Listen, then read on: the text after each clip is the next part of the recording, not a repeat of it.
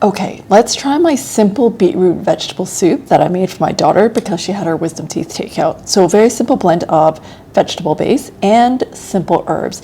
Didn't put too much red dates or blood circulating ingredients at this time, just so that her wounds can allow to heal and close. For this soup, I'm using pork bones as the cooler option for the protein. Any type of pork will do, so I do buy whatever is on sale.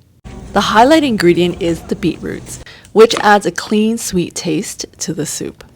Beetroots are slightly cooling in nature and nourish the heart and blood, calm the mind and spirit, and boosts digestion. They are also high in antioxidants, vitamins, and an amazing source of fiber.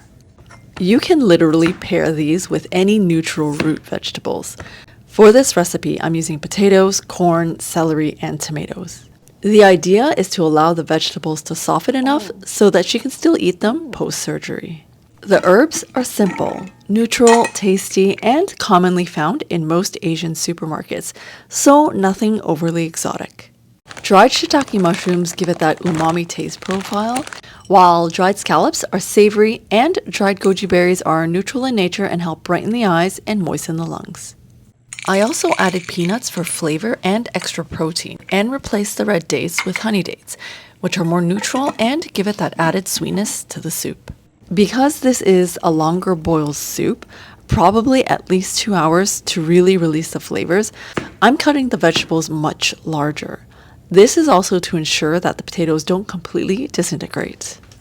As usual, blanching optional in salted cold water on maximum heat until the water boils.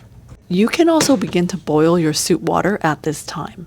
Once the water boils, throw everything in together, cover, and let that boil for 30 minutes on high heat. I'm using my trusty thermal pot today because I'm stepping out midday and want to let it cook on its own while I'm out. I don't typically salt my soups because there's a lot of flavor already in the soup. Reheat when you're ready to serve and enjoy. A few soup making tips here. I like removing the skins from the tomatoes. Although they are an amazing source of fiber, I enjoy eating them without.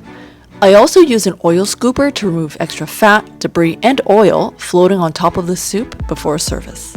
The best part of these soups is that I save what we can't finish into vacuum bags for the freezer. These last up to 6 months in the freezer and you can reheat on the stovetop and tastes just as good. Happy soup making, and I'll see you next time.